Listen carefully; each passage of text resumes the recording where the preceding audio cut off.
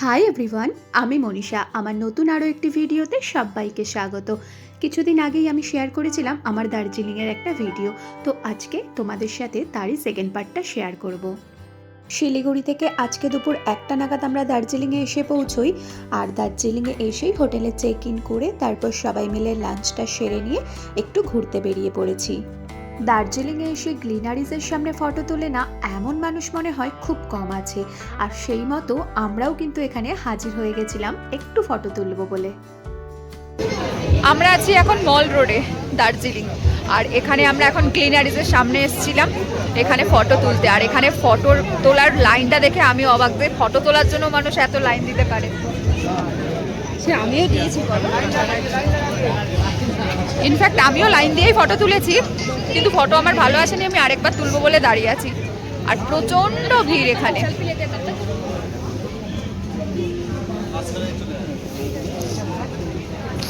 এই পুরো ভিড়টাই হচ্ছে ফটো তোলার জন্য। অনেকক্ষণ দাঁড়িয়ে থাকার পর আমিও যখন সুযোগ পেলাম তো নিজের পছন্দ মতো কয়েকটা ছবি তুলে নিয়ে তারপর এখন যাচ্ছি মলের দিকে। ফটো তুলতে না বরাবরই আমার খুব ভালো লাগে, তাই আমি যখনই যেখানেই ঘুরতে যাই না কেন অনেক অনেক ফটো তুলি, কারণ আমার মনে হয় এই ফটোগুলোই সারা জীবন স্মৃতি হয়ে আমার কাছে থেকে যাবে। কে জানে আবার সে কবে আসবো দার্জিলিং, তাই যখন আমি কলকাতাতে থাকবো তখন এই ফটোগুলোই তো আমাকে স্মৃতিচারণ করাবে এই দিনগুলোর। রাস্তার দুপাশের এত দোকানপাট দেখতে দেখতে কখনো বা সেই দোকানের সামনে দাঁড়িয়ে পড়ে একটু দামাদামি করতে করতে আমরা 5 মিনিটের রাস্তা 50 মিনিট লাগিয়ে দিয়েছিলাম শুধুমাত্র আমাদের হোটেল থেকে মলে আসতে। দার্জিলিংয়ের এই মল রোডে প্রচুর রেস্টুরেন্ট আছে, আর তার মধ্যে ম্যাক্সিমাম দোকানগুলোতেই এরকম মানুষ চা খাওয়ার জন্য ভিড় জমিয়েছে। এমনিতেই বাইরে এরকম কনকনে ঠান্ডা, আর তার মধ্যে এরকম গরম গরম 1 কাপ চা কিন্তু খাওয়া যেতেই পারে। যদিও বা আমি খুব একটা চা বেশি পছন্দ করি না, তাই আমি খাইনি, কিন্তু প্রচুর মানুষ কিন্তু ওখানে বসে চা খাচ্ছিলেন। আর আমি যেটা ভালোবাসি সেটাতেই কিন্তু আমি ব্যস্ত ছিলাম ফটো তুলতে। প্রচুর ঘোরাঘুরি আর ফটো তোলার পরেই আমরা চলে এসেছিলাম এই দোকানটাতে।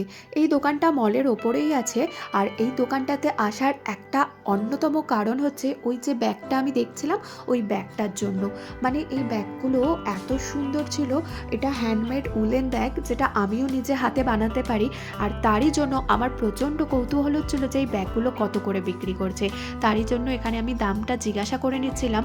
আমি নিজেও যেহেতু এই উলেন ব্যাগগুলো বানাই, তাই আমার মনে হলো যে দাম অনেকটাই বেশি বলছিল, এতটাও দাম হওয়ার কথা নয়। এই দোকানটাতে হ্যান্ডমেড ব্যাগের সাথে সাথে আরও অনেক সুন্দর সুন্দর জিনিসই ছিল, কিন্তু প্রত্যেকটা জিনিসই না প্রচণ্ড দাম বলছিল, তাই এই দোকানটা থেকে তেমন বিশেষ কিছু আর আমরা নিইনি। আশেপাশে আরও অনেক ভালো ভালো দোকান ছিল, যেই দোকানগুলোতে আমরা ঘুরে ঘুরে একটু দেখছিলাম, আর ওই টুকটাক তার সাথে কেনাকাটাও চলছিল। চারিদিকে এত দোকানপাট, এত সুন্দর সুন্দর জিনিসপত্র দেখতে দেখতে আজকের সন্ধ্যাটা খুব সুন্দরভাবে কেটে গেল। প্রচুর দোকানপাট ঘুরে এবার আমরা চলে এসেছি এই শপটাতে। এই শপটাতে আসার ইচ্ছে ছিল না, কিন্তু দিদি বলল চল একটু চা পাতা নেব। এই দোকানটাতে কিন্তু খুব ভালো কোয়ালিটির চা পাতা পাওয়া যায়, তার সাথে প্রচুর ভালো ভালো টিপটও ছিল। তো ওখান থেকে দিদি একটু চা পাতা কিনে এবার আমরা রওনা দিয়েছি আমাদের হোটেলের দিকে। সারাদিন প্রচুর ঘোরাঘুরি করার পর এখন আমরা সবাই কিন্তু প্রচণ্ড ক্লান্ত, তাই আর খুব বেশি দেরি না করে এবার আমরা হোটেলে যাব। হোটেলে যাওয়ার পথেই রাস্তার পাশে একটা দোকানে দেখলাম এই গোল গোল জিনিসগুলো বিক্রি হচ্ছিল, তাই আমিও একটা টেস্ট করার জন্য নিয়ে নিয়েছিলাম। এটা খেতে বেশ ভালোই ছিল, অনেকটা আমাদের মালপোয়ার মতো। বাইরে আজকে প্রচণ্ড ঠান্ডা, তাই 1 কাপ গরম গরম চা খেয়ে তারপর আমরা চলে এসেছিলাম আমাদের ডিনার করতে। সারাদিন এত ঘোরাঘুরি করার পর এখন সবাই এতটাই বেশি ক্লান্ত, তাই হালকা কিছু ডিনার করেই হোটেলে ফিরে যাব। খাওয়া দাওয়া শেষে হোটেলে ফেরার পথে রাস্তায় একটু ভিডিও করে নিচ্ছিলাম, আর হোটেলে ফিরেই সবাই এত ক্লান্ত ছিল যে সবাই ঘুমিয়ে পড়েছিলাম, আর একদমই ভিডিও করা হয়নি। দিন সকালবেলা ঘুম ভাঙতেই হোটেলের ব্যালকনিতে এসে দাঁড়াতেই মনটা এক নিমিষে খুব ভালো হয়ে গেল দূরের ওই কাঞ্চনজঙ্ঘাকে দেখে। তারপর একটুও সময় নষ্ট না করে তাড়াতাড়ি রেডি হয়ে আমরা সবাই বেরিয়ে পড়েছিলাম চারিদিকটা একটু ঘুরে দেখব বলে। কিন্তু তার আগে গরম গরম চা খাওয়াটা খুব দরকার। কালকে এত ঘোরাঘুরি করেছি যে আজকে সকাল থেকেই দেখছি গলাটা প্রচণ্ড ব্যথা করছে, তাই এখানে গরম গরম একটু চা নিয়ে নিয়েছিলাম। একটু চা খেয়ে তারপর আমরা কিন্তু ঘুরতে বেরিয়ে গেছি। আর এটা হলো দার্জিলিংয়ের সেই টয় ট্রেন ক্যাফে, যেটা কিন্তু খুব ফেমাস। আর যেহেতু আমাদের দার্জিলিং থেকে বাড়ি ফেরার পালা, তাই খুব সকাল সকালই একটু ঘুম থেকে উঠে পড়েছিলাম আর উঠে ফ্রেশ হয়ে বেরিয়ে পড়েছিলাম এখানকার চারিদিকে বাজার ঘাটগুলো একটু ঘুরে ঘুরে দেখবো বলে। আর এখানে আমি ওই লঙ্কাগুলো দাম করছিলাম, কারণ শুনেছি এই লঙ্কাগুলো নাকি প্রচণ্ড ঝাল হয়। কিছু একটা নাম বলেছিল যেটা আমার একদম এখন মনে নেই।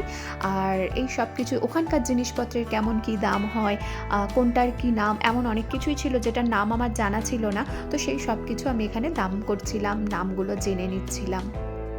যেখানেই ঘুরতে যাই না কেন, তো সেখানকার লোকাল মার্কেট বা আশপাশটা আমার ঘুরে দেখতে খুব ভালো লাগে, কারণ সেখানকার মানুষের জনজীবন কেমন হয়, তারা কি খায়, কি পরে, কেমনভাবে থাকে, তাদের প্রধান খাদ্য কি, সেই সব জানার ইচ্ছাটা না আমার মধ্যে খুব থাকে। আর সেই জন্যই আজকে চলে এসেছিলাম দার্জিলিংয়ের একটা বাজারে।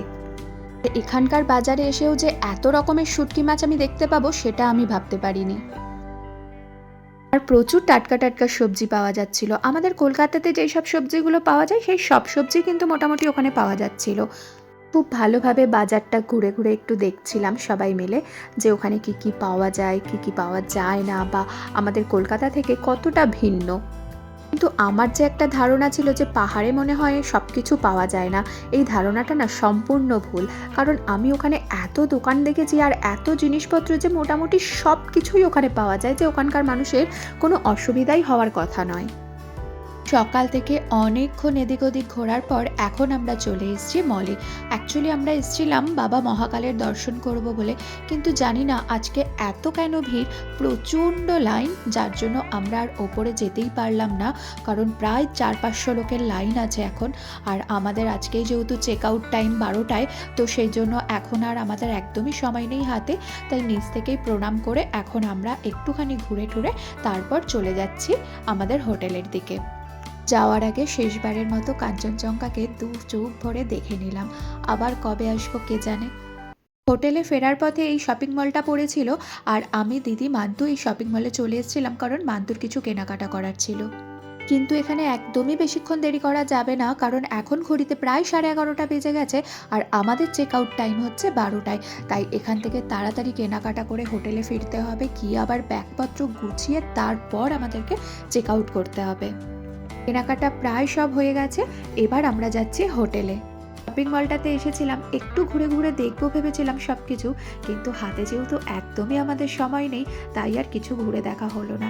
শুধুমাত্র যেটা প্রয়োজন সেটা কিনে নিয়েই এখন আমরা হোটেলের দিকে যাচ্ছি। আজকের ওয়েদারটা এখানে এত বেশি ভালো না, কি বলবো।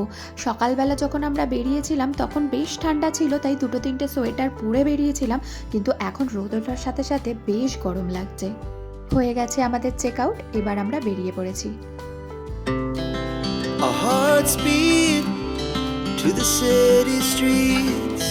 We began to feel the fire. We rise like check out করার পর লাগেজগুলো সব গাড়িতে রেখে এখন আমরা চলে এসেছি লাঞ্চ করার জন্য। আর আমি এখানে নিয়ে নিয়েছিলাম মিক্সড ফ্রাইড রাইস আর ডবল ডিমের কষা। সকাল থেকে আজকে এত ঘোরাঘুরি হয়েছে আর সেইভাবে কারোরই কিছু খাওয়া হয়নি। সবারই এখন প্রচণ্ড খিদেও পেয়ে গেছে, আর যে যার পছন্দ মতন খাওয়ার এখানে অর্ডার করে নিয়েছে। এখন তাড়াতাড়ি করে খেয়ে তারপর বেরোবো। আমি এই মিক্সড ফ্রাইড রাইসটা অর্ডার করেছিলাম। প্রথমে তো ভাবছিলাম কেমন বানাবে, কিন্তু সত্যি বলতে একদম অন্যরকম স্বাদ, কিন্তু অসাধারণ ছিল খেতে। এটা একটা নেপালি দোকান ছিল, কিন্তু খাবারগুলো প্রত্যেকটা অসম্ভব ভালো ছিল। খাওয়া দাওয়া সেরে এখন আমরা বাড়ির পথে রওনা দিয়েছি। প্রচণ্ড মনটা খারাপ হয়ে গেছে সবারই, কারণ পাহাড় ছেড়ে চলে যেতে হবে এবার। অসম্ভব ভালো কেটেছে এই একটা দিন, চোখের নিমিষে যেন সময়গুলো সব কেটে গেল। এক রাশ মন খারাপের সাথে দার্জিলিংকে বিদায় জানিয়ে বাড়ির পথ তো ধরেছি, কিন্তু হ্যাঁ, আবারও আসবো খুব তাড়াতাড়ি, এই অপেক্ষাতেই রইলাম। কাল আসার সময় আমরা সবাই ঠিক যতটা হইহুল্লোড় করতে করতে এসেছিলাম, আজ ঠিক ততটাই সবাই চুপচাপ হয়ে বাড়ি ফিরছি। কারণ মনটা সবারই একটু খারাপ, আর সবথেকে মেন হচ্ছে সবাই একটু ক্লান্তও হয়ে পড়েছে। জানালার পাশে বসে পাহাড়ি বাড়িগুলো দেখতে দেখতে কোথায় যেন হারিয়ে গেছিলাম, কিন্তু হঠাৎই চোখে পড়ল যে আমরা ঘুম স্টেশন পৌঁছে গেছি। কিন্তু হ্যাঁ, এখন আর কারোর সেই উত্তেজনা নেই কালকে আসার সময় যেই উত্তেজনাটা আমাদের মধ্যে ছিল, কারণ কালকে আসার সময় ঘুম স্টেশন দেখা মাত্রই আমরা সবাই জানলা দিয়ে উঁকি মারছিলাম যে আমরা ঘুম স্টেশনে পৌঁছে গেছি। কিন্তু এখন সবাই যে যার মতন সিটে চুপচাপ বসে আছে। বলতে গেলে প্রায় সব বাঙালির কাছেই দার্জিলিং কিন্তু একটা ইমোশন, কারণ বাঙালি যখনই সুযোগ পায় কোনো না কোনো বাহানাতে দার্জিলিংয়ে ছুটে চলে আসে। সে আগে যতবারই দার্জিলিংয়ে আসা হয়ে গিয়ে থাক না কেন, কিন্তু বারবার আসার ইচ্ছেটা কিন্তু থেকেই যায়। এই যেমন আমিও এর আগে 2-3 বার এসেছি দার্জিলিংয়ে, কিন্তু আবারও দার্জিলিংয়ে আসার ইচ্ছেটা নিয়েই বাড়ি ফিরছি। দেখতে দেখতে প্রায় আমরা অনেকটা রাস্তা চলে এসেছি, আর এই পুরো রাস্তাটাই আমাদের যে গাড়ির ড্রাইভার ছিলেন ওনার সাথে কথা বলতে বলতে আসছিলাম। উনি যেহেতু দার্জিলিংয়েরই বাসিন্দা, তাই ওনার থেকেই দার্জিলিং সম্বন্ধে নানা জানা অজানা গল্প শুনছিলাম। বিশেষ করে লকডাউনে দার্জিলিংয়ের মানুষ কিভাবে জীবন কাটিয়েছে। আর এই গল্পের ফাঁকেই জানালা দিয়ে মুখ বাড়িয়ে পাহাড়ের এই ঠান্ডা ঠান্ডা হাওয়াটা আমি অনুভব করছিলাম।